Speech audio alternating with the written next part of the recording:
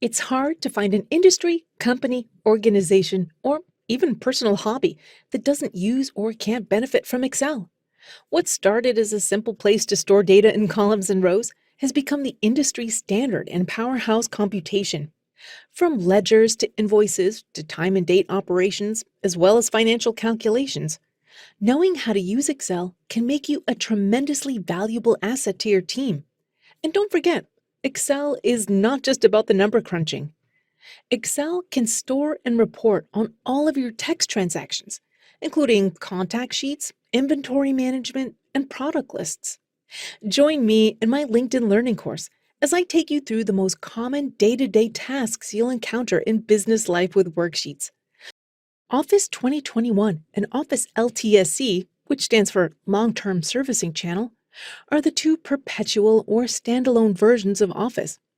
These two versions are almost identical in terms of features and functionality. The only difference is that Office 2021 is getting some of the collaboration features that previously were only for Microsoft or Office 365, the subscription product. In this course, we're focusing on the enterprise version, Office LTSC, though if you're using Office 2021, you can certainly follow along. The only exception is if you're a Microsoft or Office 365 user, in which we have a completely separate course for you. I do want to make sure you're watching the right course. Here's how to tell what version you're using.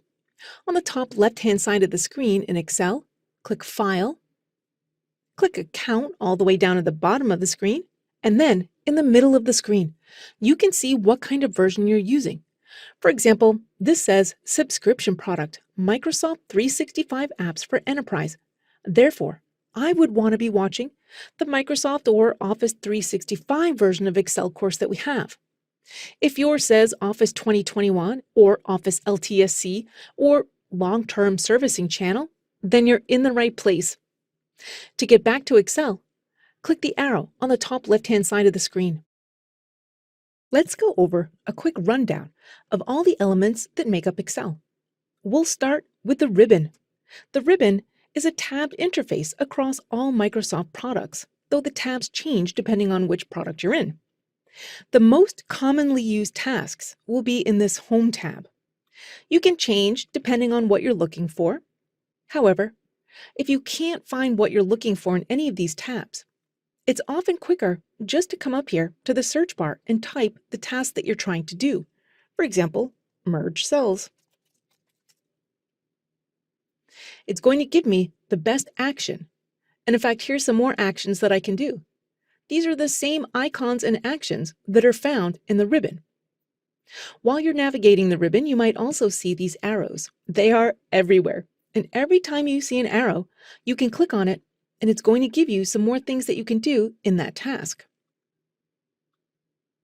It's going to be the same across the ribbon. Here's some more arrows and here's some more tasks I can do. But we'll be going over some of these. The only exception to this tabbed interface is the File tab. And if I click on that, this is where I go to create a brand new blank workbook or file. I can open an existing one or save the one I'm currently working on.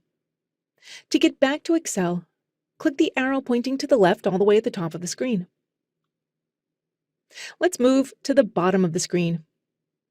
Right now, I can see the currently selected worksheet, and there may be multiple worksheets in this file. We'll be going over that too. All the way on the bottom right-hand side of the screen, I can use the plus sign and minus sign to zoom out, that is, make the font smaller, or zoom in, that is, make it much larger.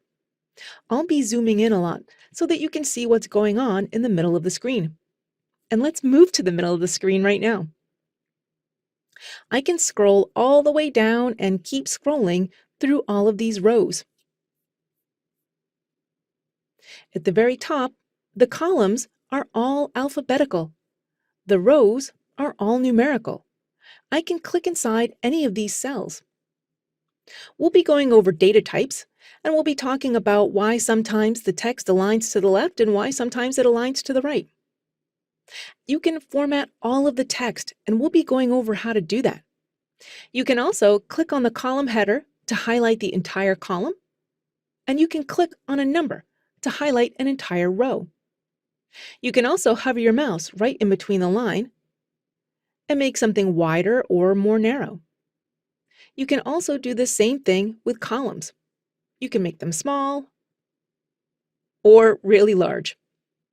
The last thing I want to show you that you can do is undo any change you make. Maybe I didn't mean to widen that row. It happens. This was a mistake. To do that, all the way at the very top left-hand side of the screen, I can click this back arrow pointing to the left. This is the undo feature, and you will be using it a lot in Excel. It just happens. If you click on it, it's going to undo the last action that you did. You can keep clicking on it to keep undoing your actions. You can undo up to 100 actions. In fact, if you go too far and undo the wrong thing, you can click the redo button, which is the arrow to the right of it. It's going to redo that last action. So when I'm showing you things in Excel, a lot of times you'll hear me say that I'm going to undo that last action. That's all I'm doing, clicking that arrow on the top left-hand side. So that's the basic navigation of Excel. Most of the time, you can stick to the Home ribbon tab to use your day-to-day functions. We'll be going through all sorts of things, like how to format and edit text, even working with formulas and functions. At any time, even with this new blank file open, I can create a new one.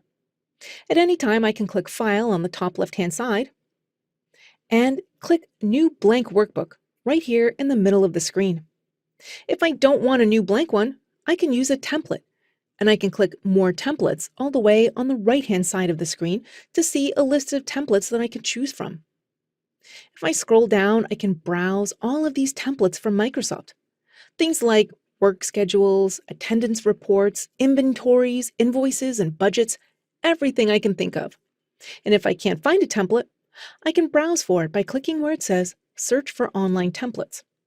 If I still can't find what I'm looking for, I can always click the very large New Blank Workbook icon to create that blank file. It's going to open up a new blank file, and now I can start typing inside the cell. I can hit the Enter key to move to a new row or the Tab key to move to a new column.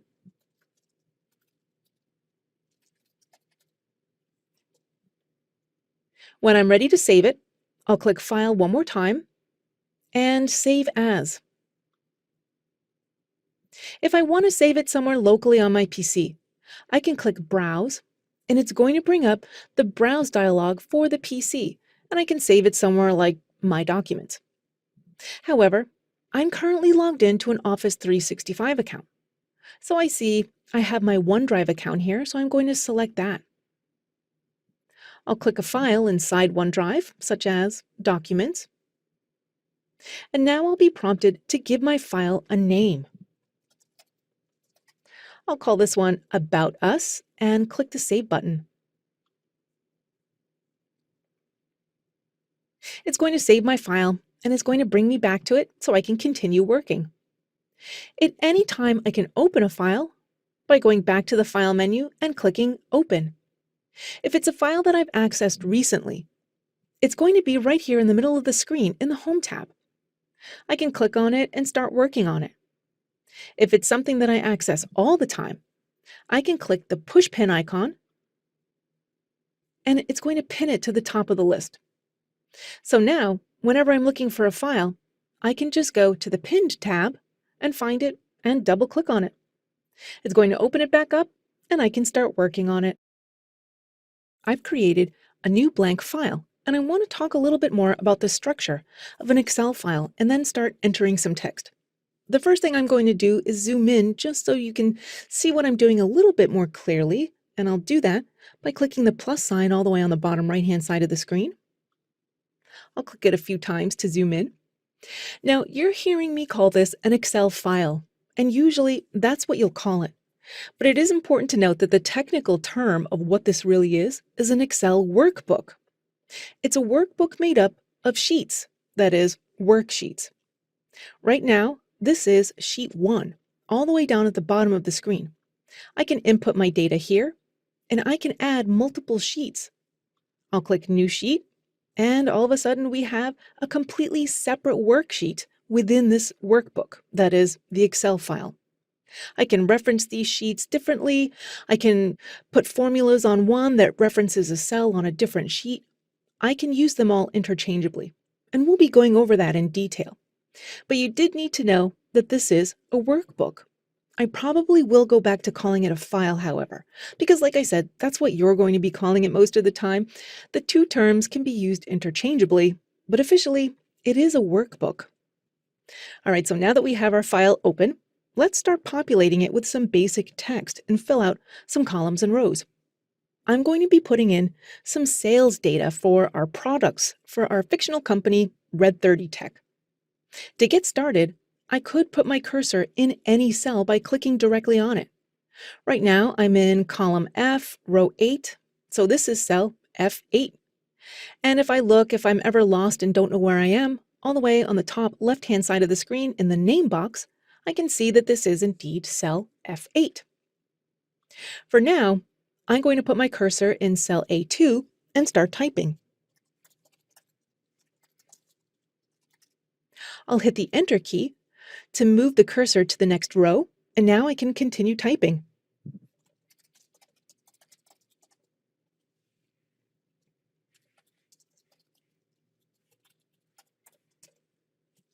All right, I've got some products populated. Now I'm going to start filling in my column headers. Now, the data that I have in column A is taking up some of column B. It's not in column B. It's just too long, and I can't see the contents of column B. We'll be going over how to resize these officially later, but for now, I'm going to hover my mouse right in between column A and column B and slide the mouse over. Now I have a clear line of sight to column B. I'll put my cursor in cell B1 and start typing. This time, instead of hitting the Enter key, which would move me onto a new row, I'm going to hit the Tab key, which will take me to the next column.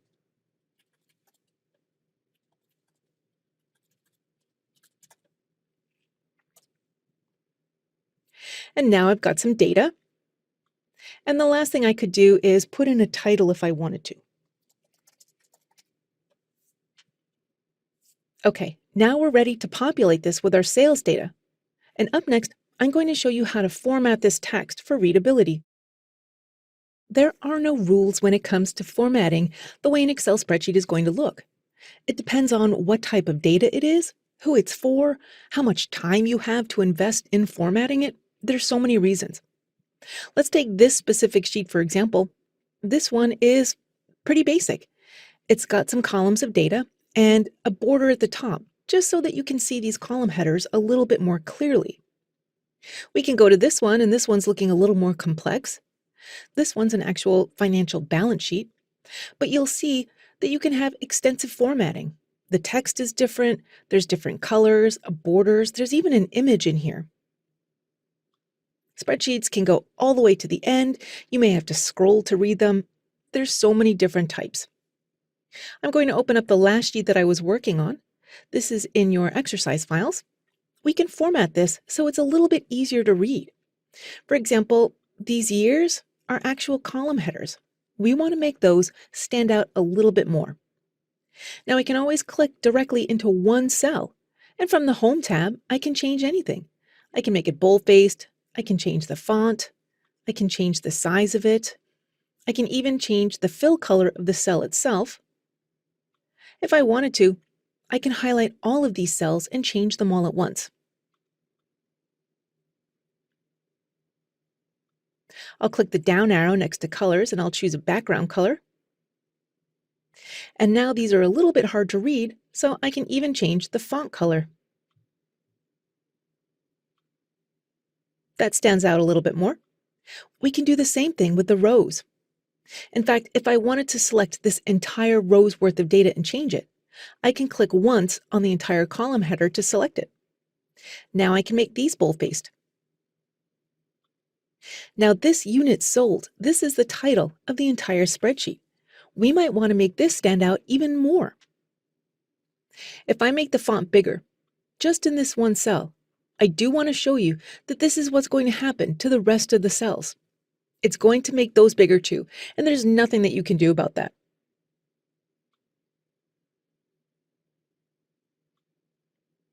We can change the background color, and it's starting to look a little bit more formatted.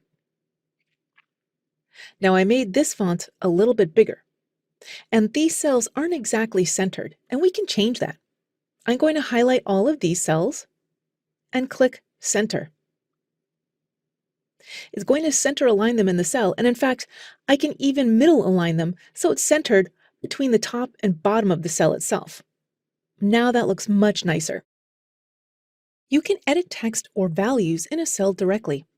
To start editing values, just put your cursor right in a cell. From here, you can start typing and it's going to overwrite what's already in there. From here, hit the Enter key and the value's been changed. While a cell is selected, you'll also notice that up here in what's called the formula bar, you can also see what's in the cell.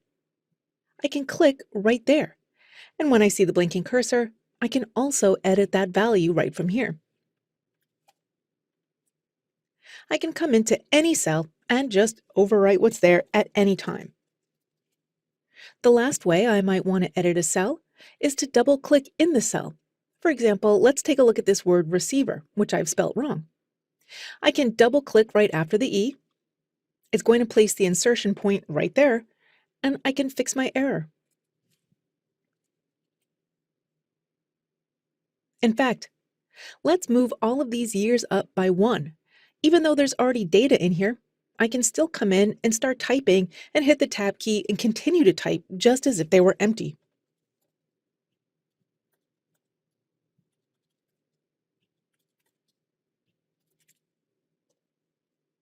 All right, so now that we've made some changes, that's how you edit a cell. Excel also comes with something really neat called Autofill.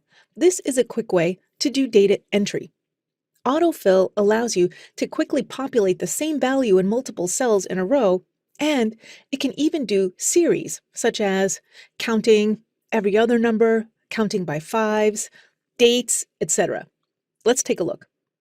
I'll start by putting in some text. I'll just pick a random word. How about apples? Because why not? Maybe I'm hungry.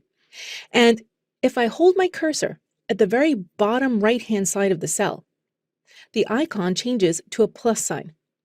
With that crosshair icon, I can click and drag, and it's going to fill that word for as far as I drag. This works vertically, and it also works horizontally.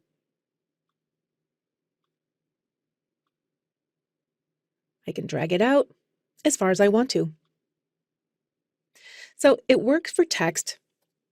It also works for numbers. I'll put in some numbers, click and drag, and those numbers are copied. Now it can also do series. I'll put 1 and 2.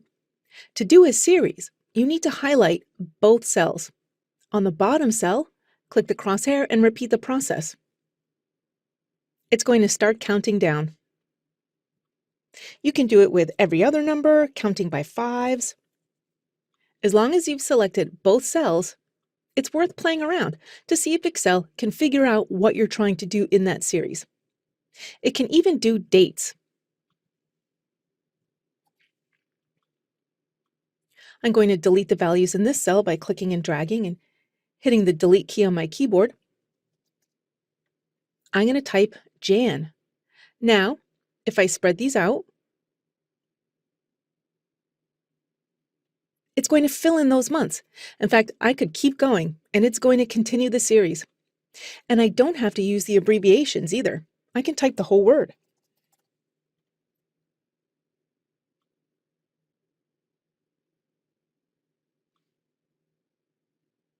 Something really great is it can even do a series combined with other words. I'm going to delete this. I'm also going to delete this word that says units sold. Let's say we want to go back to years like we had, except this time we're going to say the year and the word units sold after. For example, 2016 units sold. I'm going to make the font a bit smaller so that we can see it all. And now, if I click and drag with the mouse, It's going to fill in those words. This is a really cool feature. So you can edit text, and you can also have Excel use autofill to do your work for you. To delete data from a cell, all you need to do is place the cursor inside that cell and hit the delete key. It's going to blank it out. In fact, you can click and drag with your mouse. You can delete entire columns and rows, and drag the mouse and change, and anywhere there's this highlighted text, you can hit the delete key and it's going to clear everything. Now, this is not to be confused with swapping cells and deleting entire columns and rows and worrying about those gaps in the middle. We're going to learn how to take care of all of that when we talk about columns and rows. Right now, I'm just making sure that you understand how to delete data from cells. Now, you can also copy data from cells. The easiest way is to use your keyboard shortcuts. I'm going to start by copying everything. Maybe you just want another copy to work with.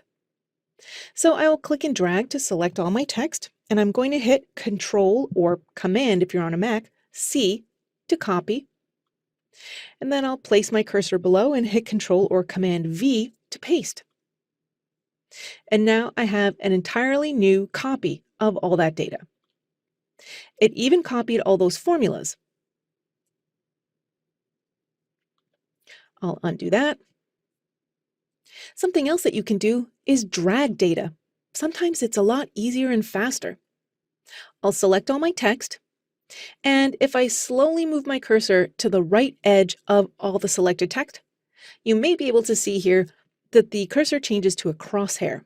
And all I need to do is slide the data around. I can put it wherever I want it to. Maybe I just want to move it down a few rows. I can let go, and it's going to move everything. I can slide it over, and again, it moves everything. There is one situation I want to tell you about. Remember this formula. When we copied everything, it kept everything intact. So if I copied this first and last name field along with my formula column and paste it somewhere else, it's going to keep everything intact. We've seen this. But if I only copy this name column, I'll come over here to column G and paste it. Everything's blank. That's because sometimes your data is going to be considered absolute, and sometimes the formulas are going to be relative. That is, sometimes they're going to be locked in to where they are in that sheet, and sometimes they're going to move around. In cases like these, we can paste the values of the end result of this formula in. That is, I don't care about the formula. I just need Callie Reynolds' name to be in this field. Maybe I just need to print off something to show a manager or a quick report. So in that case, I can paste these as values. I'll select my data by clicking and dragging. I'll copy it by hitting Command C. And I'll come over to the column. And you can right click, but you can also use the Home ribbon tab to do your copy and cut and paste. In this case, I'll click the down arrow next to paste. And here I can see this paste values area. And in fact, if I hover my mouse over it, I can get some previews as to what's going to happen. In fact, as you can see here, if I just hover my mouse over the paste button, everything gets blank. So that's how I know that's going to happen already. If I hover my mouse over paste values, I like this value. This is the result I want, so I'm going to click on it. And here I can see it's only pasted the values, that is the result of the formula. So again, this isn't going to be good for every situation, especially if it's a number crunching situation in which you need to know what that formula was to know how you arrived at that figure. But in this case, I just need a list of names. Again, I'm going to print it out or I'm going to email it to my manager, and this fits my needs just fine. So that's when pasting values is a great solution. It won't be good all the time. In this case, it was good. So that is how you can delete cells and move them around and copy and paste them. Let's work with borders and background colors for this sheet. If you're following along, it's in the exercise file titled Borders in Chapter 2. Now, we already have some background colors here for these cells, but now I want to make the actual units sold stand out a little bit more. So I'm going to click and drag to highlight all of this data. And now, on the Home Ribbon tab, if I hover my mouse over the fill color, I'm going to click the down arrow, and here I can see my theme colors. I can hover my mouse over all the choices, and it's going to change to give me a preview of what it looks like. Now don't forget, if I do choose a color that's much too dark, I can always change the cell color to be white so that it stands out a bit more. I can also click more colors down here. I can choose from any color in this palette, or I can click custom and put in the RGB or hex value. Maybe I need to match it to my company's logo. I'll click cancel here. I'll choose a color, and then to see it, I do need to click away because right now the cells are highlighted, so they're a completely different color. Here it is. Something else that I might want to do is underline certain text or cells to make them stand out a bit more. Let's take this units sold cell. I'm going to click inside the border area, and I'll click the down arrow, and here's where I can choose what kind of cell border I want. For example, just a bottom border or all borders. And if I have multiple cells selected, it's going to apply to all of those cells. I can even draw a custom border and choose the color if I wanted to. I'm going to choose thick bottom border to make it stand out. And like before, I can't see the border, but it's there. As soon as I click away, there it is. In fact, I can click and drag across all of these header cells and click this button again to apply that thick bottom border to those cells also. Something else that we can do, maybe once this is all done and we want to make it look a little bit cleaner to email it out to somebody, we can get rid of all these grid lines that you can see. I'm going to change to the Page Layout tab. All the way in the middle of the screen, I can see where it says Grid Lines, and if I uncheck View, all of those lines go away, and I'm left with a white background. Now, I could change that background if I wanted to. While we're still in this Page Layout tab all the way on the left-hand side, here's where I can change the theme of the sheet. In fact, again, I can hover my mouse over it. These changes aren't being applied, they're just being previewed, but you can see everything change while I'm moving my mouse over the theme. And this is going to be what's in those main colors when you choose a palette.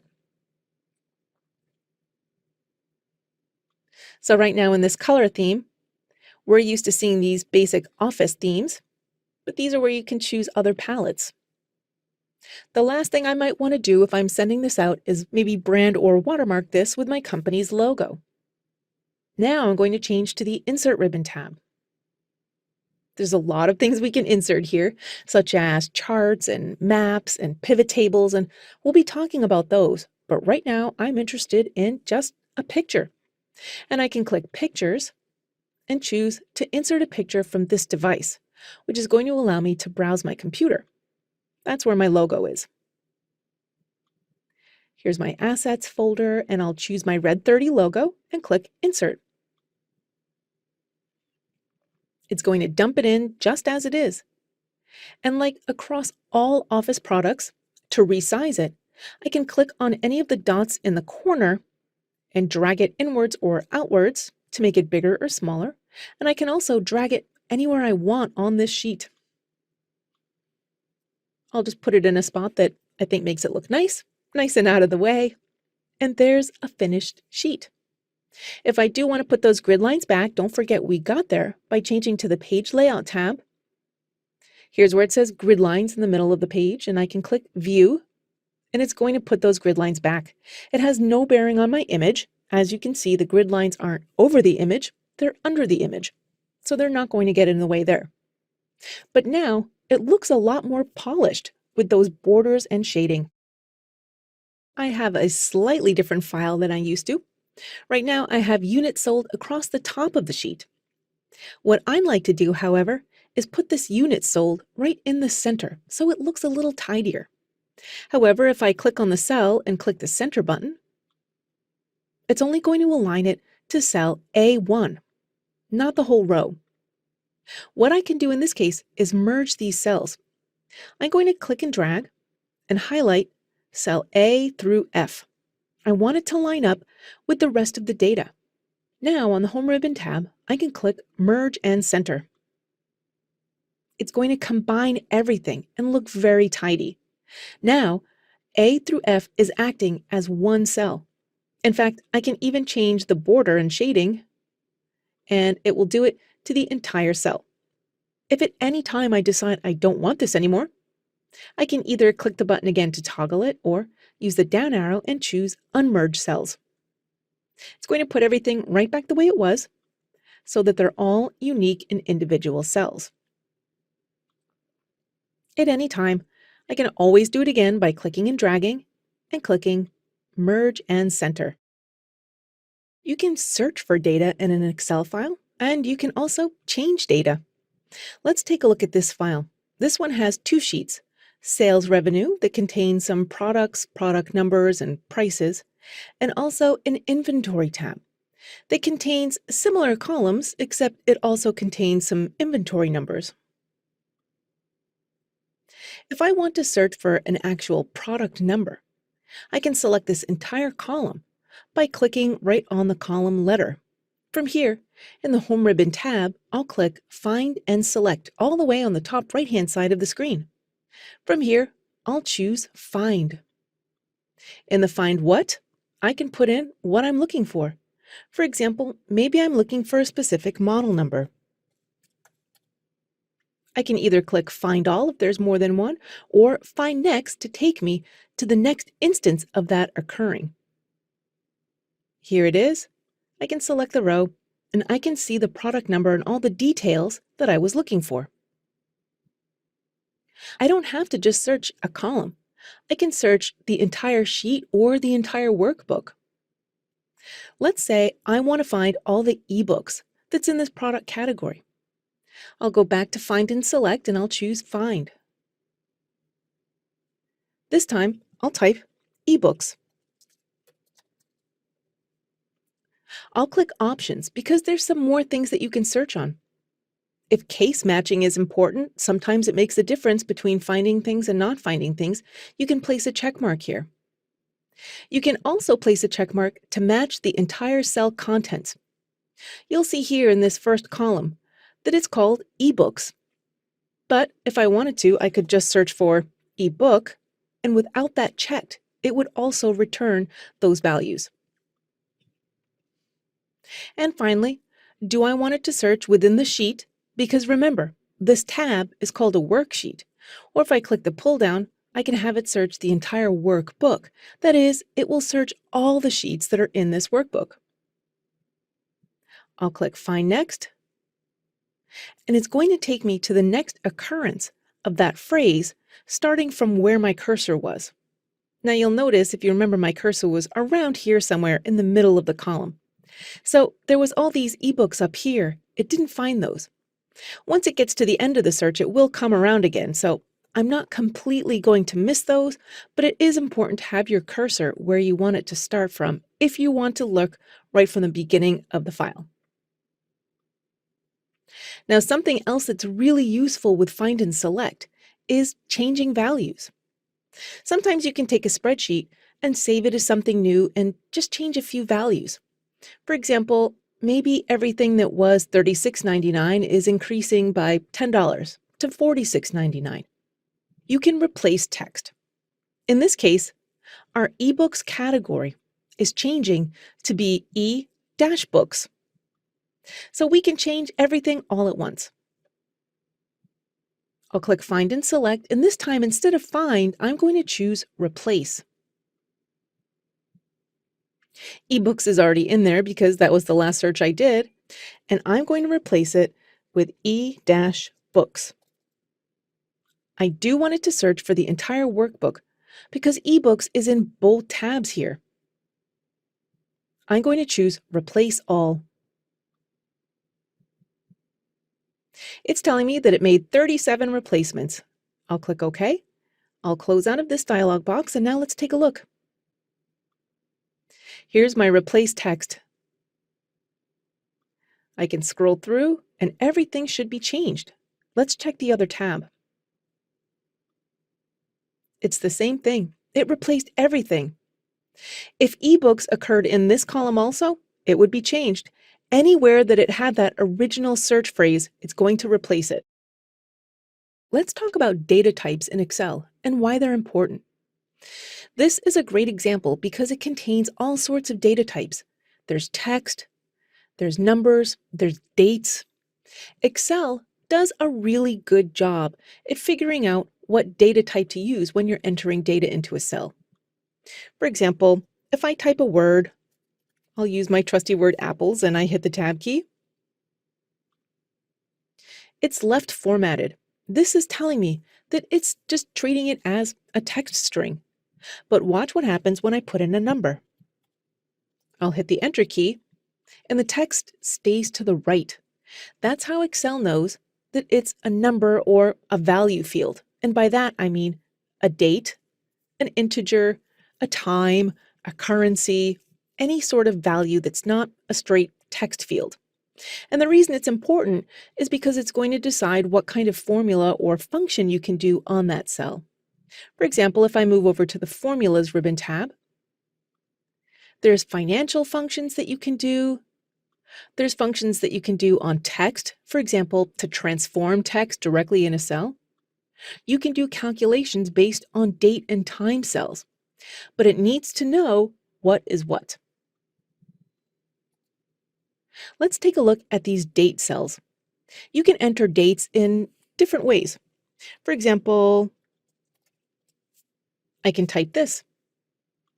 It's right aligned. In fact, and if I go over to the formula bar, I can see that it's expanded the date. Depending on what locale you're set to, Excel will adjust the dates accordingly. For example, it may swap these two values. I can also write a time.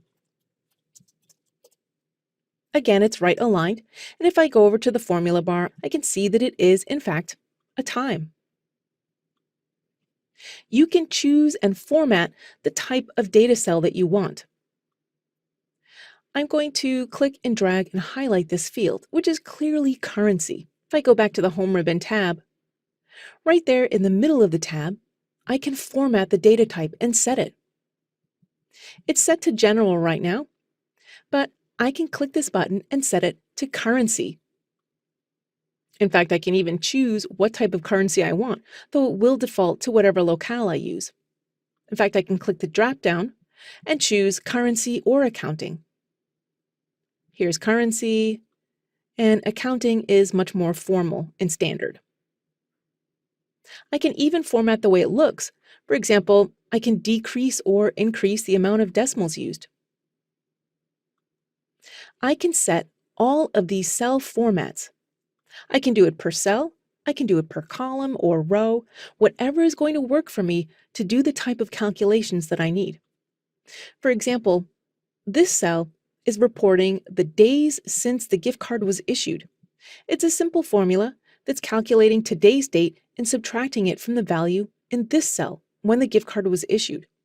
And these are the types of calculations you can do when you have the type properly set. So always be on the lookout in the back of your mind when something doesn't look right.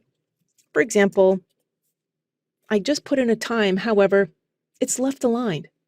That's because it didn't quite recognize that I was putting in a time. Although if I put a space in there and hit the enter key, it figures it out and adjusts accordingly.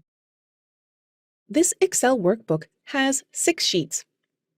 I can go through all these sheets and navigate through the tabs by clicking on each one.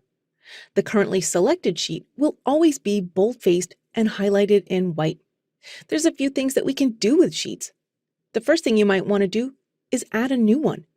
You can do that by right-clicking on any sheet and choosing Insert, or clicking the plus sign all the way at the end. It's going to pop a new sheet in, and now I can rename it in the same way. I can either right-click and choose Rename, or I can double-click right where it says Sheet 1 and start typing. Maybe now it's a 6-year review, so I'll call this one 2015. Something else that we might want to do with our sheets is delete them. Let's say I've decided I need a 5-year review after all, so I don't need this one. I'll right-click on it and choose Delete. Because that sheet was empty, there was no data in it, I didn't get prompted with that usual, "Are you sure you want to delete this?" So it just went away. If I'm a visual person, I might want to change the color of these tabs. I can right-click on each sheet hover my mouse over tab color, and choose a color for them. It's important to note that even when I change the color, the currently selected sheet will still be bold-faced and still be whitish. The last thing that I might want to do with a sheet is hide it. Let's say I don't want this 5-year review tab. I'll right-click on it and choose Hide. It instantly vanishes. It's not deleted, it's not gone, it's just hidden. To bring it back, all I have to do is right-click on any tab, and now I can choose Unhide. In fact, if there's no hidden tabs, then Unhide is going to be grayed out and I can't even click on it. So if you do see this option available, that's also a good visual cue for you that there's a hidden sheet or tab in there somewhere. I'll click Unhide, and if I have multiple tabs hidden, in which I certainly can, they would all be listed here, and I can choose what I want to unhide. I'll select it and click OK, and it's back, just like that. I'm looking at all the tabs or sheets in my workbook, and I can see that they're out of order. Here's 2015, and it should definitely be to the left of 2016. All I have to do is click and hold and drag it, and it's going to rearrange that tab. In fact, I can do that with any tab. I can slide them around, rearrange them to my heart's content. What I could also do is duplicate a sheet. Let's say we want a copy of this. I can right-click and choose Move or Copy. Now, we know how to move it. It's easier just to slide it around. So let's copy it.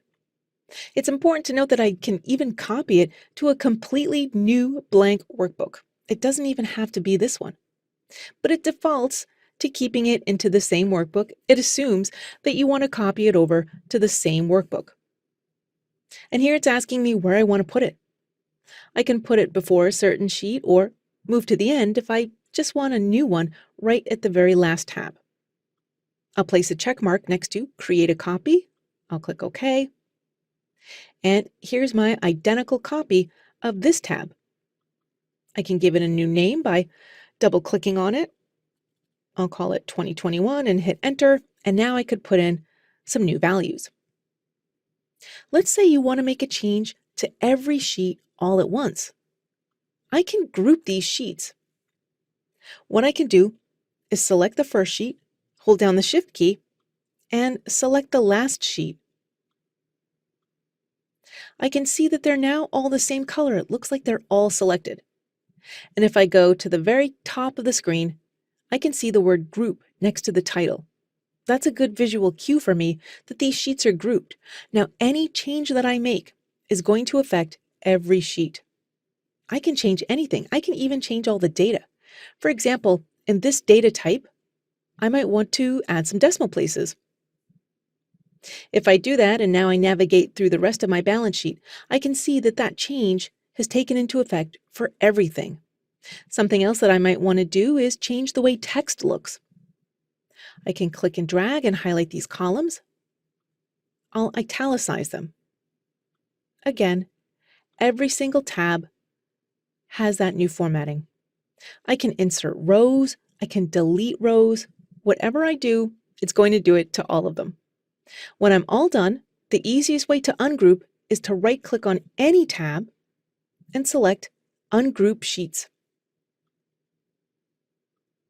Now I can go back to working with them on an individual basis.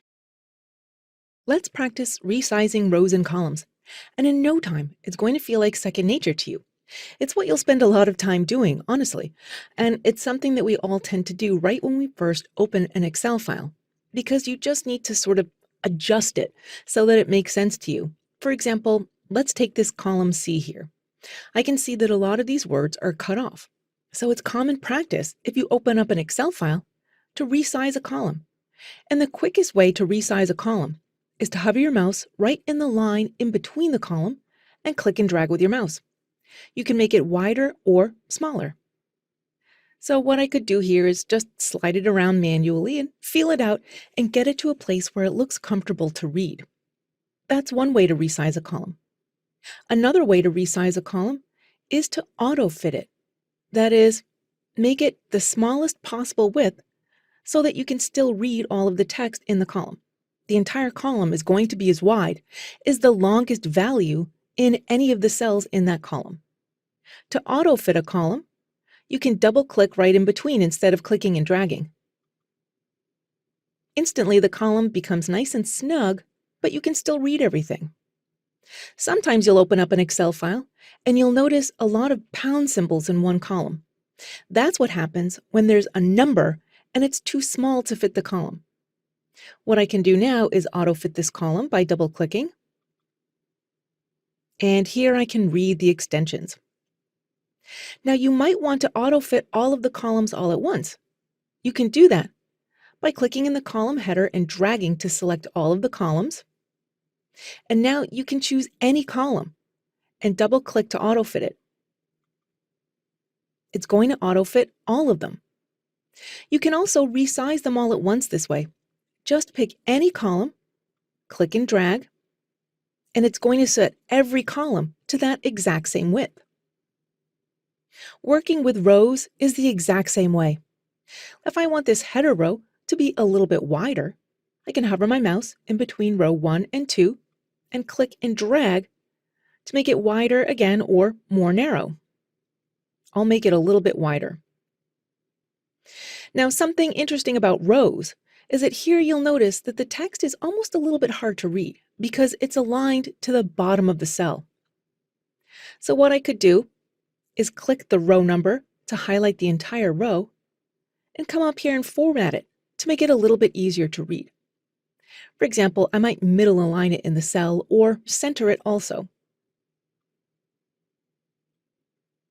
You can also resize multiple rows this way. I can select a row, hold down the Shift key, and select another row, click and drag with my mouse, make it wider, and every row becomes that wide. Let's suppose you wanted to bring them back to their defaults, or at least to a place where it's easier to read and looks more like a traditional spreadsheet. Up here in the Home Ribbon tab, click the down arrow next to Format in the Cells area. Right at the very top under Cell Size, choose Auto Fit Row Height. Now, it's going to do that to the selected row. You'll notice this one's small. If you want to do that to everything, you can click here in the top corner of the spreadsheet. It's going to select everything, all your rows, and if we do that again, this time it brings everything back, including that top header row that we manually adjusted earlier. Let's head over to this comments sheet. This is a completely different sheet from a hotel industry, but here's some comments. This is something else that you might come across when you're looking at spreadsheets. The way the text wraps in the cell is something that you can control, and it's going to adjust the height of that cell. Here I can see the text is being cut off by this cell here, but if I look in the formula bar, I can read the whole thing. In this cell, it's extending over to this column. I can read it all, but I wouldn't be able to read what was in this column. What we can do is highlight the entire column and choose Wrap Text from the Home Ribbon tab. This is going to wrap the text into multiple lines so that we can read all of it all at once. I'll do the same thing to this column. Now I can read it comfortably, and if I wanted to, I could make any manual adjustments I want, but Excel will do it for me when the column is set to have the text wrapped. You can delete a column or row by clicking the number or letter to select the entire row, and either from the Home Ribbon tab, you can click Delete, or you can right-click with your mouse and choose Delete. The row disappears. I'll hit Ctrl-Z to undo that. You can also select multiple rows by clicking and dragging with your mouse and doing it the same way. By the way, I don't want to hit the Delete key on my keyboard because all that's going to do is delete the contents of the cell. It's still going to leave these big gaps. If I want to delete the actual rows and have no gaps, I need to right-click and choose Delete or use that Delete button on the Home Ribbon tab. So again, I selected multiple rows, right-clicked and deleted, and they're both gone. There is a gotcha, however. If I select this entire row and right-click and hit delete, look what happened. It also deleted this one over here. Sometimes there's more data here, and we got lucky this time because I could see it. I could have to scroll all the way to the right to see excess data. You just never know. You can get around this by only selecting the amount of contents that you want to actually delete. And I can even do that with multiple rows. Now when I right-click and select delete, I get a new menu option. It's asking me, what do I want to do? Right before we were deleting the entire row, but this time we want to shift the cells up. If I say OK, it only shifted these cells up. It left this entire table here on the right-hand side completely intact. You can do the same thing with a column. To delete a column, click on the column letter, right-click, and choose Delete.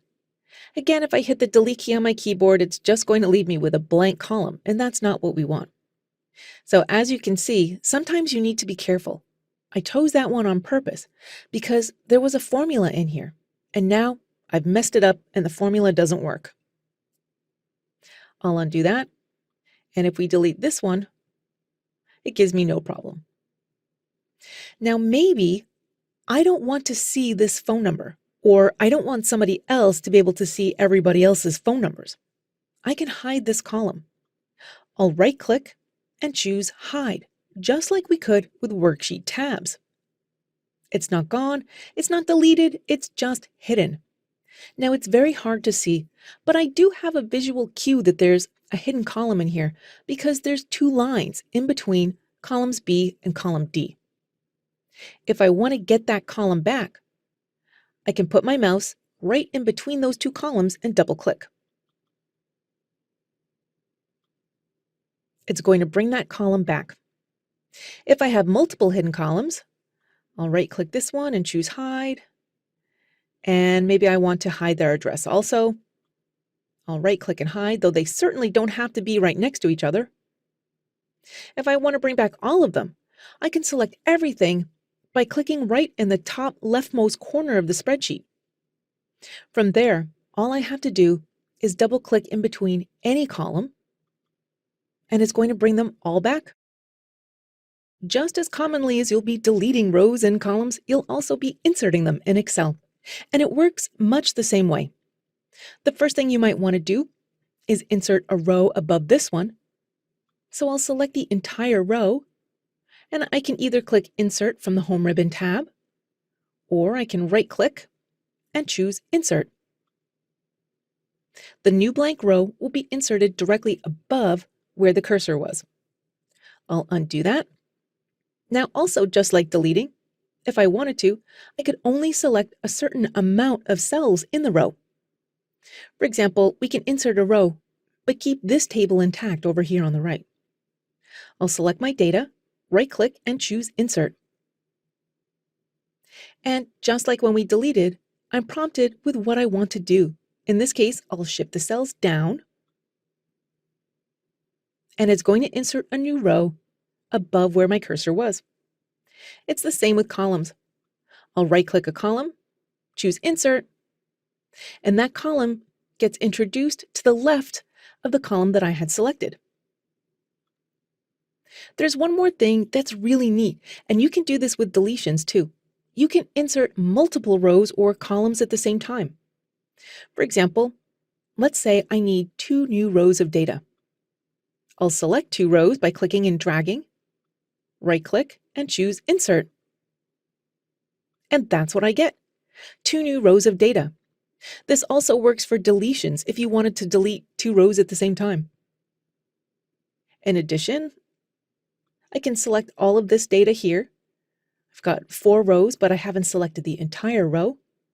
I'll right-click, choose Insert, shift the cells down, and now I have all this space to work with here, again, leaving this intact on the right. What if I needed 2 columns? I can do the exact same thing. Select 2 columns, right-click, choose Insert, and I get 2 new columns. Remember this spreadsheet from way back in the beginning of the course? Let's rearrange some data. The first thing I'm going to do is make these columns a bit wider so they're easier for you to see. And we know we can do that now by clicking and dragging and selecting them all and sliding them. I can just slide one of them and it's going to rearrange all of them. Something that's very common that you might want to do in Excel is rearrange rows and columns. That is, maybe I want to group these wattage products next to each other. The easiest way to do that, and I can either select the entire row by clicking on the row number, or if I had data to the right of this and I don't want to move that data, I can only select the data that I want by clicking and dragging. Now, if I slowly move my cursor to the very top of the cell, the cursor is going to change to a crosshair icon. When that happens, I can hold the Shift key down on my keyboard and click and drag up with my mouse. I'll let go, and it's instantly swapped the contents of those cells. Now, a gotcha is if I do that and forget to hold down the Shift key. I'll do the same thing, but if I don't hold down the Shift key, I get prompted that there's already data here, and if I click OK, it's going to completely override what was in that cell. I'll undo that by hitting Control-Z. And there's another way to do it, and this may be more comfortable for you. There is no right or wrong, but I can always insert a row and copy and paste the data in. For example, I'll select this row here, click the Insert button, or right-click and choose Insert. Here's my row. And now I could cut this entire row by either clicking Cut from the Home Ribbon tab or Command X. And now I can hit Command or Control if you're on a Windows or a Mac, paste it in, and then delete the row. So that is a bit time consuming, but if you can't remember that Shift command, that's always an option. We can do the same thing with columns. Let's suppose for whatever reason I want to put 2018 before 2017. I'll select the entire column by clicking on the column letter. And now, again, I'll move the cursor all the way to the left-hand side just until it changes to a crosshair. Now, it's important that you don't do that on the letter. And this is hard to remember, but you need to do it in the actual cell itself.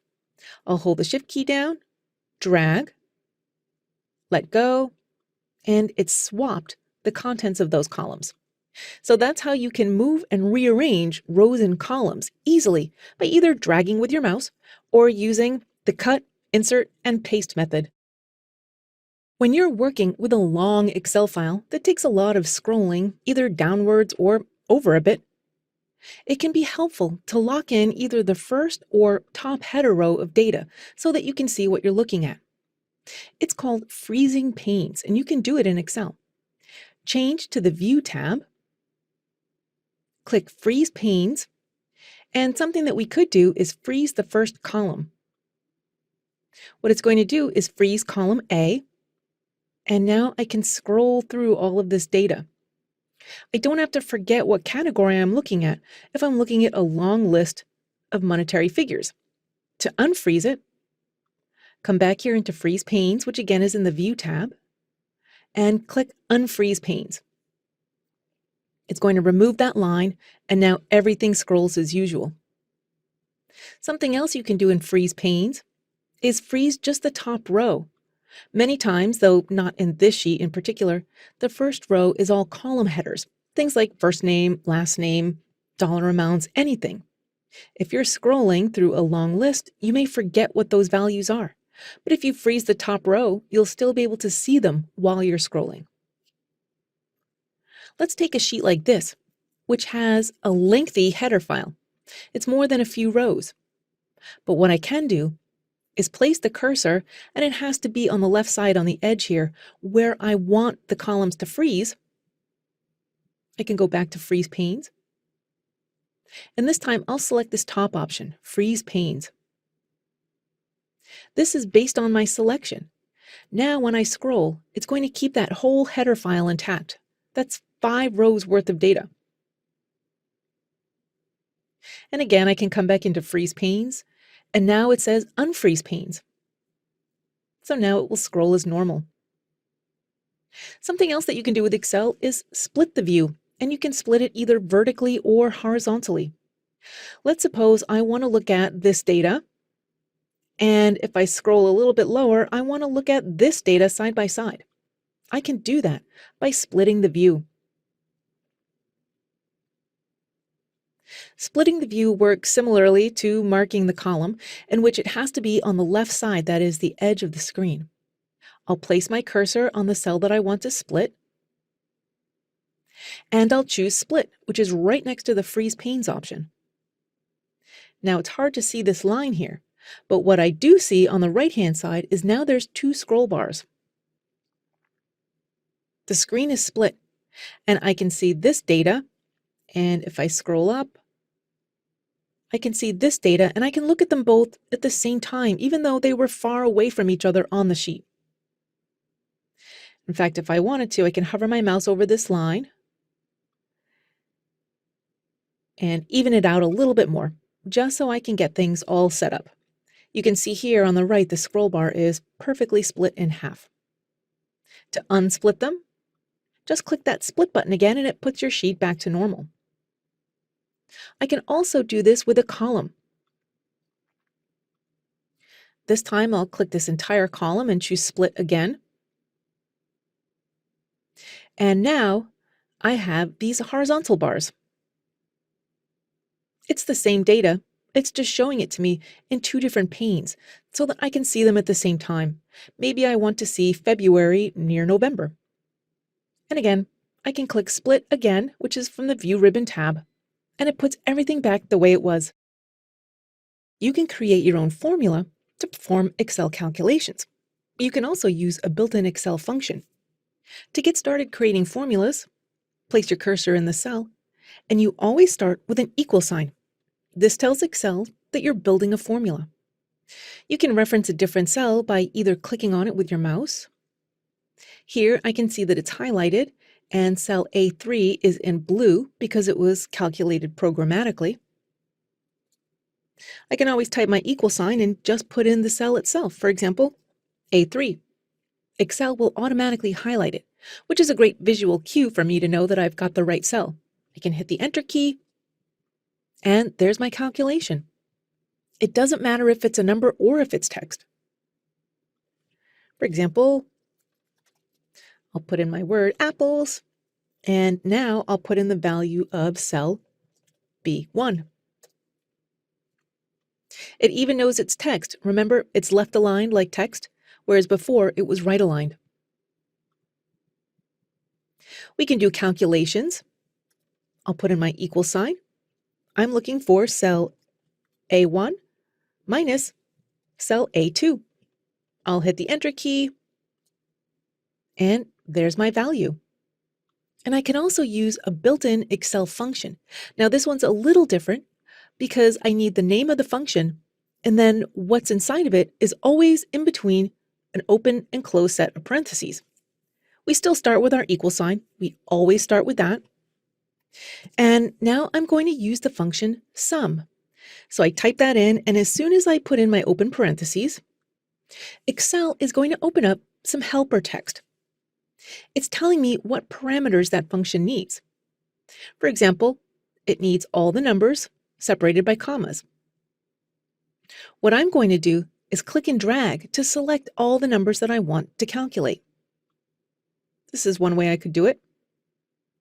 I'll put in my closed parentheses, and the colon in between means that it's doing a block, that is a range of numbers. Cell A1 through A5.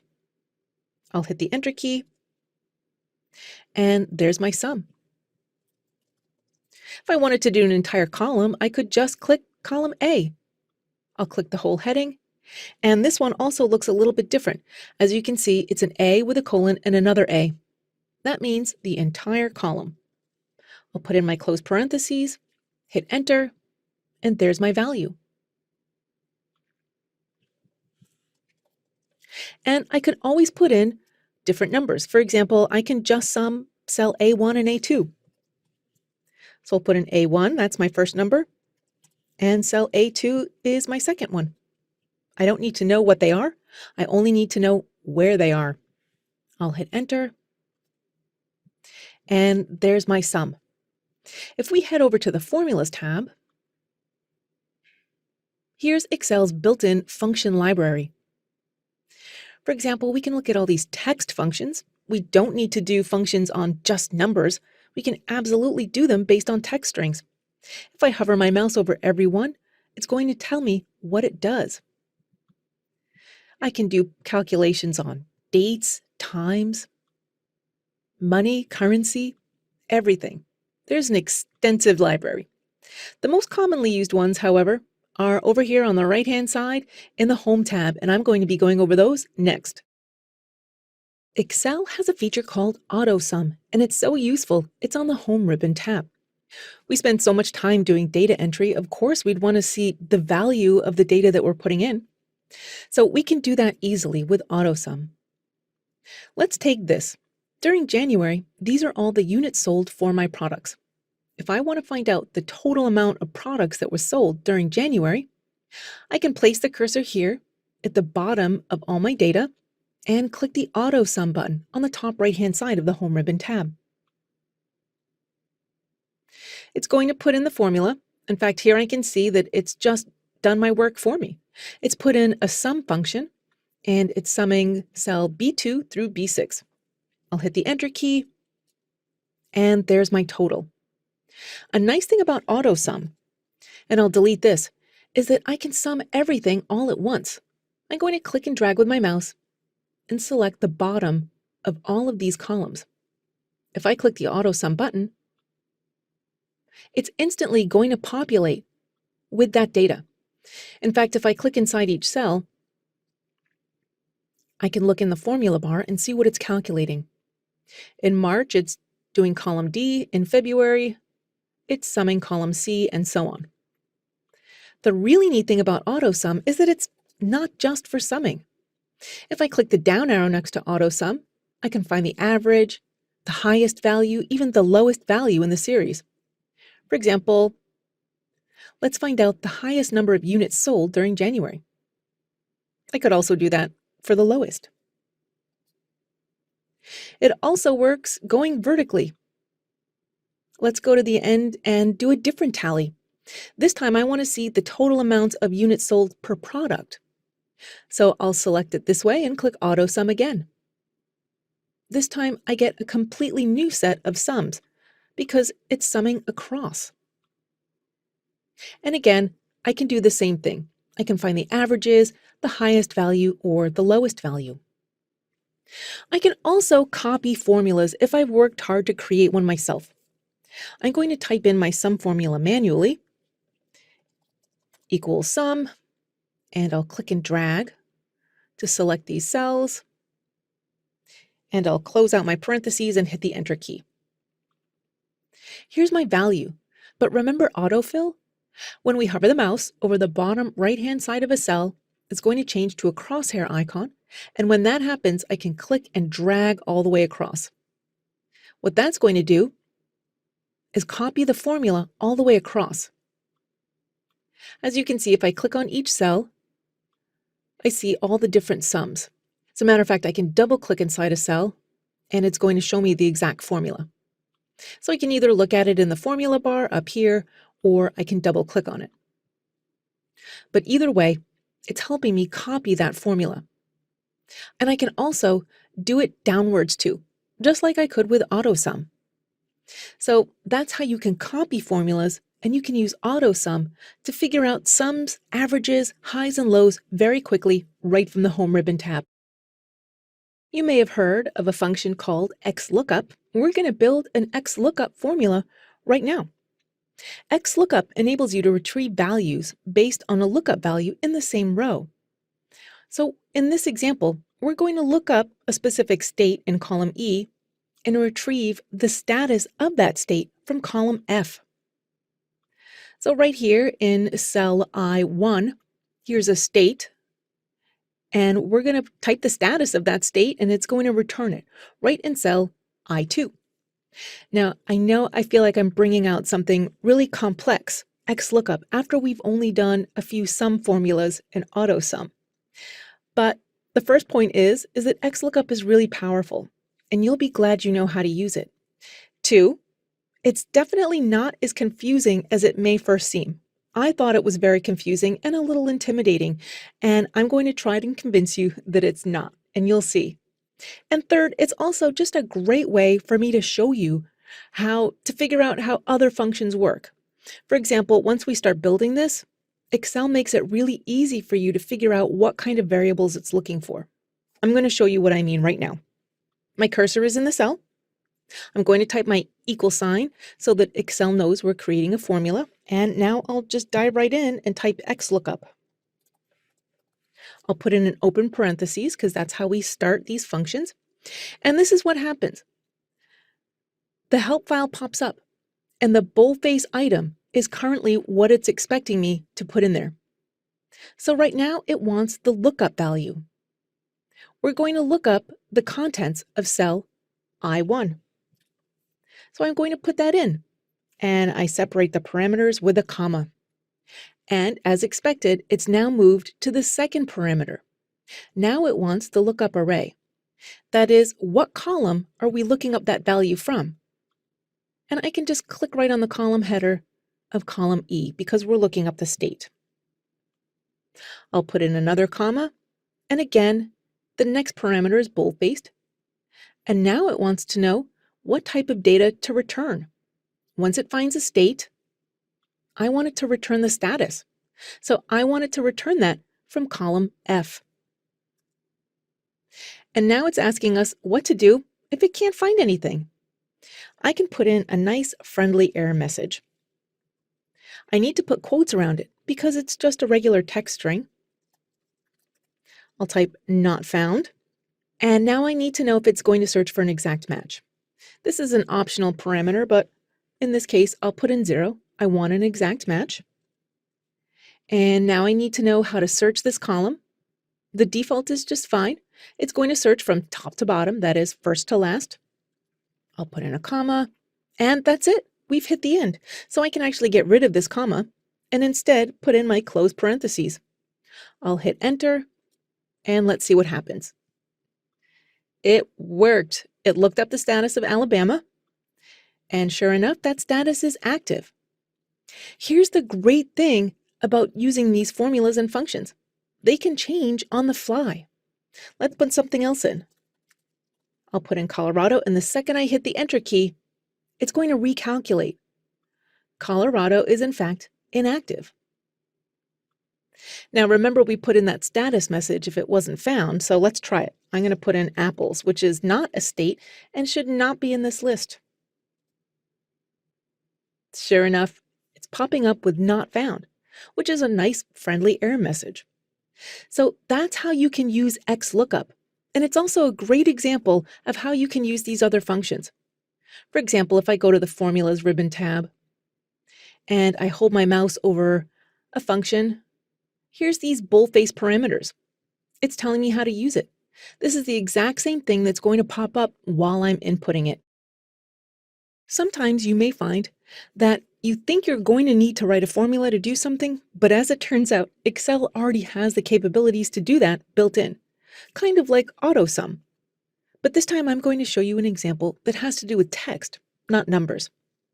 Let's take this employee directory. It's pretty basic. It has a first name, last name, department, email address, and telephone extension. I want to put in a new column that has everybody's usernames in there. The username is everything in the email address before the @ symbol. So you'd think right off the bat that we would need some sort of formula to separate the text into two parts, one before the @ symbol and one after the @ symbol. Excel has this capabilities built right in. The first thing that we need to do is select the entire column, and we do that by clicking the column header. And now I'm going to head to the Data ribbon tab. And here's this wonderful button called Text to Columns. What it does, and it will tell you what it does if you hover your mouse over it, is that it's going to split one column of text, and that's what we're working on, into multiple columns. And you can specify the delimiter. I'll click this button, and you need to tell Excel what kind of data you're working with. For example, is it delimited or is it fixed width? In this case, it's delimited, and our delimiter is the @ symbol. That's what's going to specify the before and after columns. I'll click Next, and it defaults to having the tab as the delimiter. And you can see a preview of what the split is going to look like in this screen below. I'm going to uncheck tab, and I have lots of choices here. These are common delimiters that you might find in your Excel file, like semicolons and commas, even spaces, which is great for name fields. However, I'm going to place a check mark next to Other and put in the @ symbol. Now watch what happened to our data preview. It successfully split off the email address into 2 pieces. I'll click Next. And it's asking us where we want the new data to go. We do not want cell E1 as the destination because there's already text in there. Let's change it to G. I'll click Finish.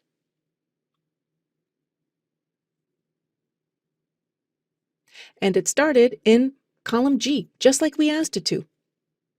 Here's everything separated out. In fact, we don't need this column at all. I can delete the contents of column H, and I can put a heading on this one. I'll call it Username.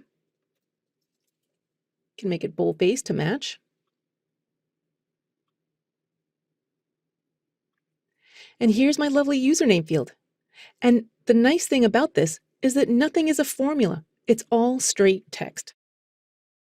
We've spent all that time putting data into Excel. Now let's do some sorting so we can analyze it and get the data out of Excel. I would like to sort by size, so I can quickly see all of my 8-ounce olive oils and my 64-ounce all together in one place. Excel does make it easy. I did want to point out that over here on the right-hand side, I have a little column of sizes. I do not want to sort that. So you'll need to be aware that if there's any data you don't want to sort, you either have to select it separately ahead of time or make sure there's at least one column of empty space in between that other column that you don't want to sort. Something else that you can do is check the boundaries of what you are sorting.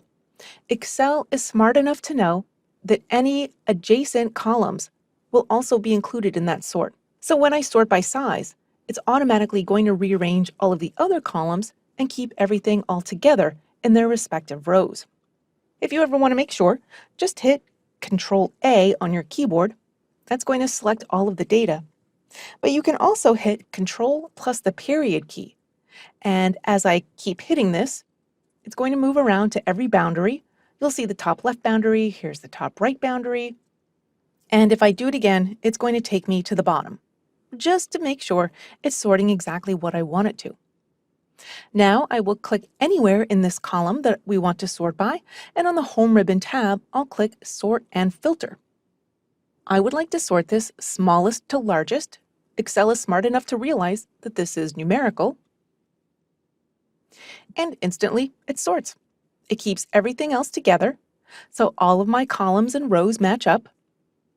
And here's my 8-ounce data, my 16-ounce, and so on. You can sort by more than one columns. That's called a secondary sort. In fact, you could keep going and add more columns to sort by.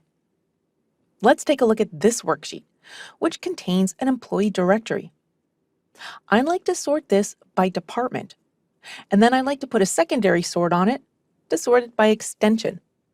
This is a great example to show you, because not only can you sort alphabetically, you can also sort numerically, and even in the same sort algorithm. So what I'll do is first select my department, and then on the Home ribbon tab, I'll click Sort and Filter again, but this time I'm going to choose Custom Sort. Now you'll immediately notice that there's a section that says My Data Has Headers, and it has a check mark next to it. Excel put that check mark on because it detected that I have these header titles here, and it's going to leave that out of the sort, so it doesn't include it and sort the word department. It's also nicely named them for me, so I can come down here and choose to sort by department.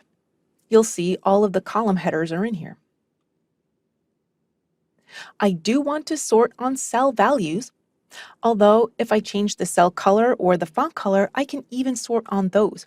And we're going to talk about conditional formatting in a little bit. You can even sort on those icons. And finally, the sort order, I would like it to be A to Z. Here's where I'm going to click Add Level. So first we're going to sort department and then by extension. Again, I'm going to sort on the values that are in the cell. And because Excel has detected that extension is numerical, it's already giving me to sort by smallest to largest, though I could change that. Now I could keep going. I could click Add Level and sort by each of these columns, but I'm going to leave it at that and click OK. It's instantly rearranged all of my data. Here's my departments, and those departments are sorted by extension. For example, the facilities team is much smaller, and I can see that these are still in order. At any time, I can change the sort order. Let's suppose I wanted this sorted alphabetically by last name. I'll select this column, click Sort and Filter, and choose from A to Z. And now it's sorted. You may have opened an Excel spreadsheet before and seen arrows at the top of the header row. This is called the filter view, and you can use those arrows to change the data and only see what you want to see. For example, in this customer type column, you can filter the view to only see businesses or individuals or just wholesale. To filter the view on the Home ribbon tab, click Sort and Filter. From here, click Filter. That's what's going to make these arrows appear. You could also change to the Data tab and click the Filter button right here. It's going to do the same thing. Now that these arrows are here, we can filter the view. I'll click on Order Date. Now, because of the data type in that cell, Excel is already aware that this contains dates, and it's going to make it very easy for me to choose some custom filters. Right away, I could very easily place check marks and check or uncheck what I don't want to see. In fact, I can further expand this list by clicking these pluses or collapse it by clicking the minus signs. Maybe I only want to see a few months in 2017. Or if I want to leave out and not even look at 2017, I can uncheck it. If I want to start with a clear list, I can check Select All and click it a few times and have a blank list, and now I can only select what I want to see. In addition, if I hover my mouse over Date Filters, because it's a date column, I can further customize this view. Maybe I only want to see orders that happened last year or last quarter. I'll click OK for now. It's only showing me 2019 orders, but maybe I only want to see individual orders. So I can keep going with my filters. I'll click Customer Type and uncheck Business. I'll click OK. And now I'm only seeing 2019 orders that were by individuals. I can keep going. For example, maybe I only want particular states. So again, I can deselect everything by clicking Select All. And in the text filters, I can further customize this. For example, if the text equals a certain amount, does not equal, begins with, ends with. I'll select a state and click OK. Those filters become more useful when you find yourself needing to sort on more obscure methods. For example, here's our product numbers. Maybe I only wanted to search on a particular product number that started with these two letters. In my filter, I can click Text Filters. I would say Begins with, and I can type BP. I'll click OK. And here's my result. So you may be looking for very specific data. Excel is going to give you all the tools that you need to find that data. Now at any time, in the Data ribbon tab, I can click Clear, That's going to clear out that filter and bring everything back into view. However, it's leaving those filter buttons at the top, so I'll always be able to come in and use these drop-downs and find exactly what I'm looking for. A pivot table is a very powerful tool in Excel. It allows you to very quickly summarize your data. You can see trends, you can get data results, you can filter things, and the best part about pivot tables is that you can see my rows and columns here of data. It's going to leave these completely intact, so I can play around with the data all I want, and I never have to worry about ruining my actual file. For a pivot table to work, the very first thing that has to happen is you need to make sure you don't have any empty rows or columns. And it also needs a heading. To get started, change to the Insert Ribbon tab and click Pivot Table. Excel will start by selecting the data, and this is why you can't have any empty columns or rows. It needs to select everything. And now I can choose where I want the pivot table to be placed. Now, if you have a small amount of data, you can put it on this existing worksheet if you have the room. But I find it's easier just to put it on a new worksheet. It's not going to put it in a new file, just in a new tab. We'll click OK. And as you can see, it created a brand new tab for me. My original data is still here, perfectly intact. And now we can start building our pivot table. The key data is here on the right. Here is all of our column headers. Below here, we can specify our rows, our columns, our values that we want to summarize, and we can put in any filter if we want to. This is how pivot tables are really powerful. All we can do, rephrase, all we need to do is drag and drop these column headers, and we can rearrange them and move them around, and if something doesn't give you the desired results that you wanted to see, you can put in something else. For example, I want to see my product categories and how they sold. So if I scroll down, I can find my product category field. I'm going to drag that into rows. Instantly, on the left-hand side, here's all the categories that I have.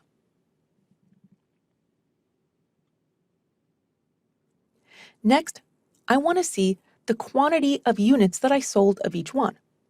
So I'll take the quantity and drag it into values. So right away, we're seeing a sum of all the quantity of the units sold, and it's pulling all of that data from here. If I scroll, I can see my quantity. Here's all my orders. But I want to qualify that data. Where is it coming from? Where is it selling? We can do that by dragging the data into columns. For example, which kind of customer type sold more units? If I drag the customer type in, here I can see them specified, business or individual. I can see the data, this is the units sold, and here's the grand total. Now you can see here it says column labels, so it's not exactly telling me what it is. You can fix that. If you head over to the Design tab, once we opened our pivot table, we got some new ribbon tabs. And I'll click Report Layout. I can choose to show it in outline form. And for whatever reason, this fixes it so you can see the field that you've selected here. So we have our columns, rows, and values. We can add more. For example, let's say I don't want to see it by customer type. I can just drag this back up. It's going to disappear, and now I can put something else in. This is going to take up a lot of room, but I can even find out which state sold the most units. As you can see, I have a lot of scrolling to do, but that's okay. It's still pulling it from the spreadsheet. I'm going to bring it back to that customer type. Now, we can even add multiple rows. It's up to you if you want to do this, but you can look at the order type. For example, I'll drop that into the row, and instantly it's added a whole nother dimension to this report. And as usual, if I don't want to see it again, I can just drag it out of the report. This is how pivot reports are great. At any time, you can change this data. You can move it around. You can swap between columns and rows. From here, you can take a screenshot and put it into a presentation, or just insert it into a presentation directly from PowerPoint from this Excel spreadsheet. The possibilities are endless. And if you decide you're just playing around, learning how pivot tables work, that's great. At any time, you can always right-click and delete this worksheet. Don't forget your data is still perfectly intact here. It hasn't been touched. You can change the color of a cell based on its values. Why would you want to do that? Well, you can very quickly see trends. You can also see places where the data doesn't match what you're expecting it to be. Let's create some conditional formatting. And I've gone back to this very basic spreadsheet, just so you can very quickly and easily see what conditional formatting can really do. Let's take column D. Here I have all my product sales for these units. I'm going to highlight this data, and in the Home Ribbon tab, I'll click Conditional Formatting. Now, it comes with some very quick trends that we can see, for example, highlighting cells. I could see data that's greater than a certain amount or less than, equal to if I'm looking for text or values, text that contains a certain value, a date occurring at a certain time, and I can even see duplicate values. For example, let's say I want to highlight cells that are greater than 1,000 units sold. I can also change the color. I don't want a red fill. I feel like this is a positive thing. These are great sales, so I'll change it to green fill. I'll click OK. And now I can very quickly see big sellers. To remove a conditional formatting at any time, highlight it, click Conditional Formatting, and then choose Clear Rules. From here, I'll select Clear Rules from selected cells, because you may have different rules for different columns. If I go back to Conditional Formatting, I can also hover my mouse over top and bottom rules. This way, I can see my lowest sellers or my best sellers. For example, I'll click the top 10 items. And in this case, I don't even have 10 items, so I just want to see my top 3 items. And again, I'll change the color of the text. And here they are.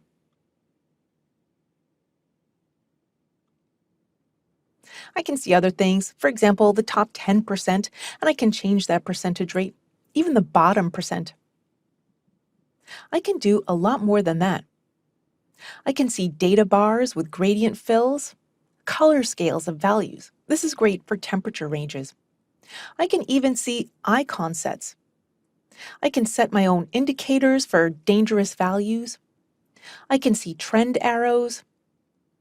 For example, this is the top value, these are my lower ones, and this one is on its way up. These are just very quick ways to skim data. Conditional formatting is very powerful, especially when you start creating your own. For example, if I click New Rule, I can format cells based on their values. I can even use my own formula to determine which cells to format. Now, the sky is the limit for what I can do. For example, if I have text in a cell, I can change the color of that cell, change the background of it, if the amount of characters are above a certain limit. So let's say I need a sentence that's at least 50 characters. I can put in a formula to match that criteria.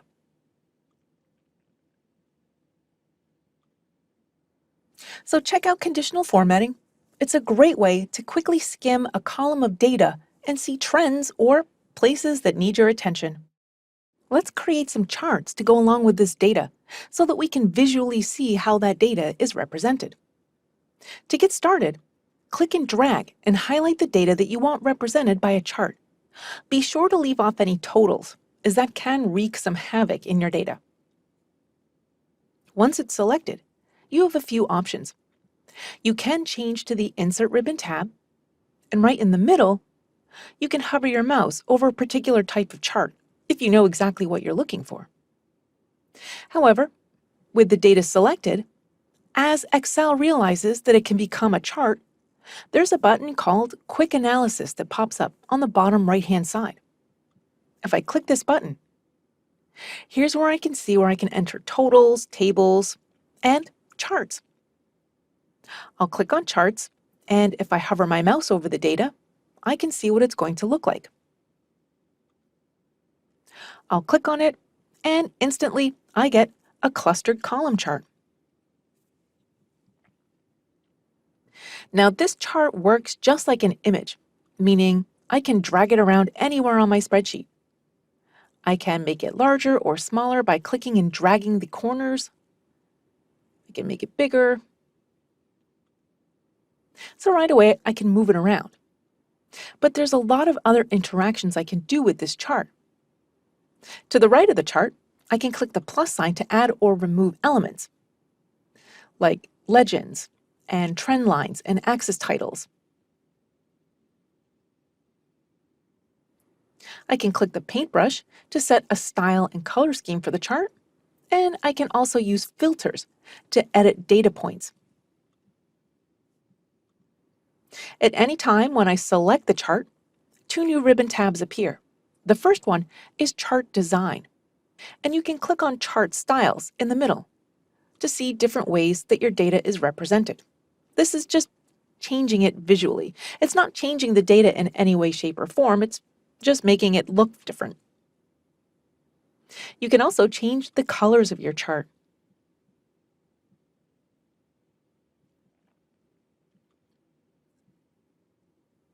On the right-hand side, you can switch the row and column data, and you can also change the data range that's selected in the chart. Finally, I can click Change Chart Type if I don't like this particular clustered column. For example, I have a line chart, pie, bar. There are so many different types of chart designs. Excel is so powerful, and you might want to go through and see which one will work best to represent your data. In fact, even with this clustered column selected, I can still click across and change the way it's displayed. For example, a 3D stack column.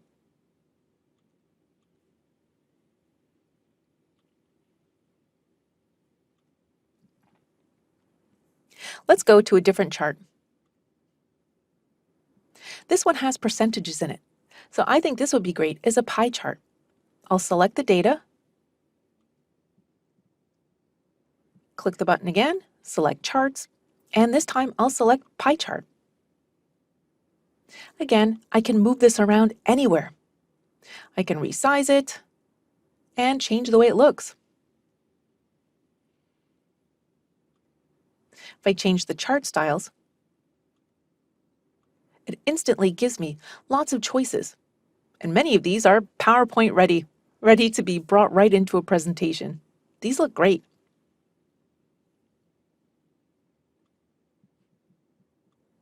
We'll do one more.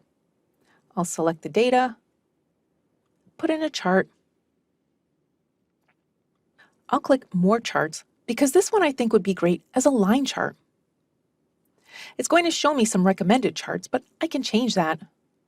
I'll click All Charts, and I'll choose Line Chart. I'll click OK, and here's my chart. Now again, this is your chart. You can do anything you want. I can click inside the chart title and change the text. I'll put in my heading.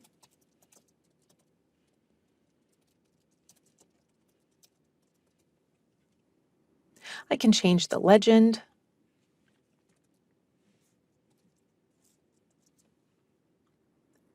And if the data doesn't look right to you, you can always change it. Some data just looks better and is more readable with certain chart types. So you can always go through and change the chart type to find the proper chart type that's going to correctly tell the story of your data that you're looking to tell. Let's go over some of the options that you have when printing a large Excel spreadsheet. The first thing you'll do is go to File and Print just to see what happens. In this case, I can see that this is 464 pages. And as you can see, not all of the column headers fit across the page. So let's see what we can do about that. I'll hit the back button, and there are some things that we can do in this spreadsheet to try to make it a little bit easier. The first thing I'm going to do is all the way on the bottom right-hand side of the screen.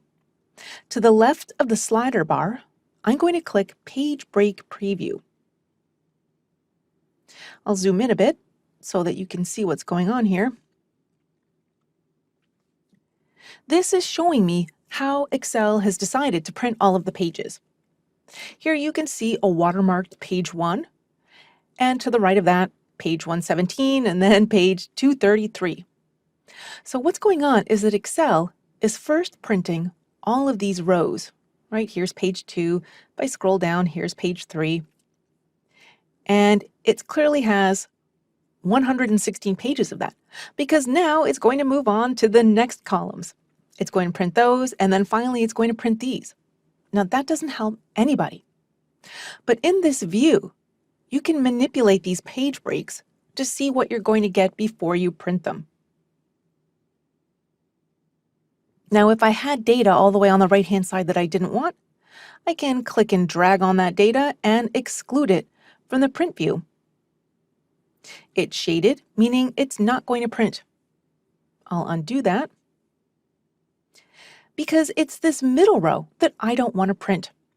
If I'm printing my sales sheets, I want the order number, the order date, and all the way on the right-hand side, I want the quantities and the prices. So one option that I have is clicking and dragging on these column headers and just completely hiding these rows. In fact, I don't want this product name either. So I will right-click and hide them. This looks a little bit better, but I can see that we still have 2 pages. It's not going to fit on one page.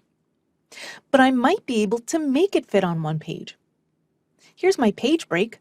Now, before we dragged in from the right, I'm going to drag this page break all the way across. Now I have page 1, and it's scrolling all the way down. Here's page 2. So while all the data I want currently fits on a page, will it print so that we can read it? The only way to find out for sure is to go back to the print preview. So I'll click File, Print, and I'll see my preview. It's a little bit hard to read, but there's still some more that I can do here. For example, what happens if I change the orientation to landscape? And now I've got all this white space. Let's see if we can use that and make the text bigger. I'll click this Custom Scaling button, and I'll choose to fit all the columns on one page. Now it's going to grow them a bit. The font is a little bit larger, and it does mean I have more pages to print out, but it's definitely readable.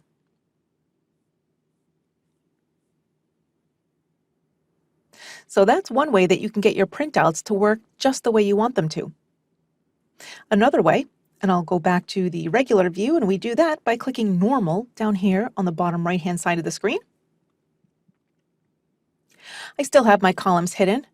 I'll double-click and unhide some of them.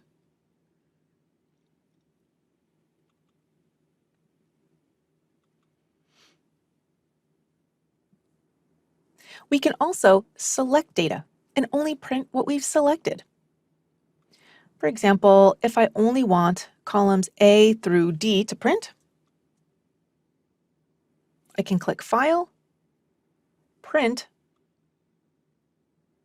and in Settings, where it says Only Print Active Sheets, I'm going to say Print Selection. I'll click Show Print Preview.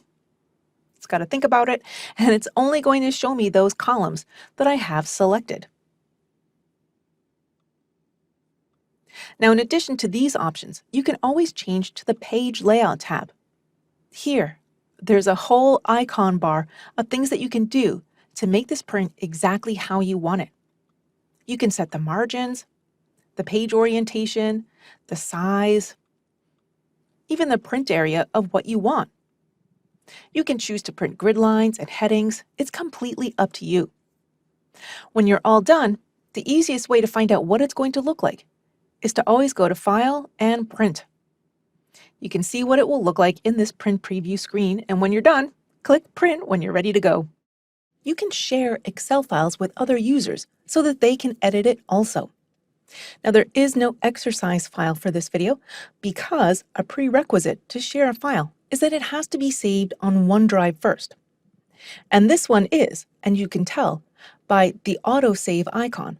That's the two arrows next to the save icon on the top left-hand side of the screen. So if you want to try it, you can take any file that you want from the exercise files and save it to OneDrive. Once that's done, you can click this Share button on the top right-hand side of the screen. It's going to open up the Share pane. Now there's two ways that you can share a file. The first one is to invite specific people directly. You can click this People icon to access your company directory or address book, or you can put in their email address directly.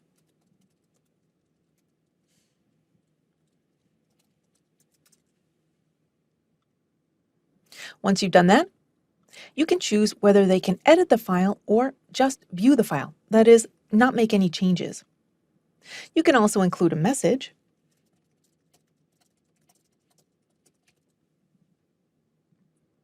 And finally, you can click Share. Jenny has now gotten an email inviting her to share this file, along with a link to open it. In addition, all the way down on the bottom of this dialog, I can click Get a Sharing Link. I can click Create a View-Only Link, and this is an easy way for me to grab a link and email it to a lot of people in my organization. I can do the same thing with an edit link. This way, everybody that I send it to will be able to edit the file. When I'm done, I can click Close to close out of the sharing pane and go back to my work. If you'd like to protect an Excel file, there's two options. The first one is an entire work-based coverage. If you lock down a workbook, nobody can accidentally or deliberately change, delete, move, or rearrange worksheets. To do this, you can change to the Review tab and click Protect Workbook. You can put in a password and click OK. You have to re-enter it, which is good. Click OK again, and the workbook is protected. If anybody comes in here and right-clicks, you'll notice that all the important ones are grayed out, such as inserting, deleting, renaming, or moving. They also can't hide or unhide a sheet. I'll click Protect Workbook and turn it off. You do need that password again to turn it off. The second way to lock down a file involves fine-tuning cells or columns on a sheet. It's called protecting the sheet. It gives you more options, but it is a two-step process. The first step is to unlock what the users can access. The second step is to lock down what they can't change. I'm going to unlock everything and then only lock down the things that I want. I'll select the top left-hand side of the Excel file to select everything, and then I can right-click on any cell and choose Format Cells. I'm going to go over to the Protection tab, and if you've ever been in here and seen this locked button, you might be wondering what it means. It actually means nothing unless the sheet is protected. So I'm going to unlock everything for now.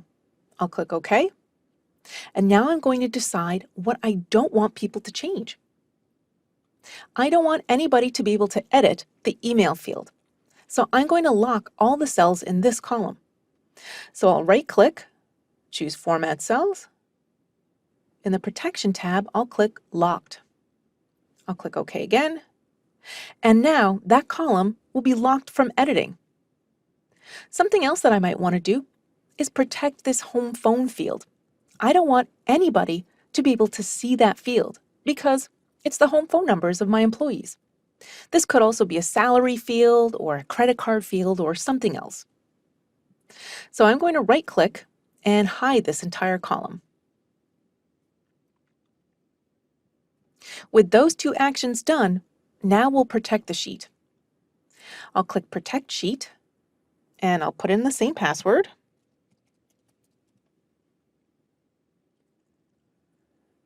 And underneath that, I have to decide what people can do if they have that password.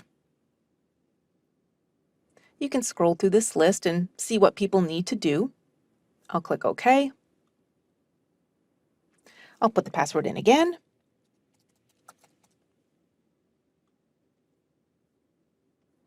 And now my sheet is protected. If somebody tries to change this, they're going to get a pop-up that says that it's protected.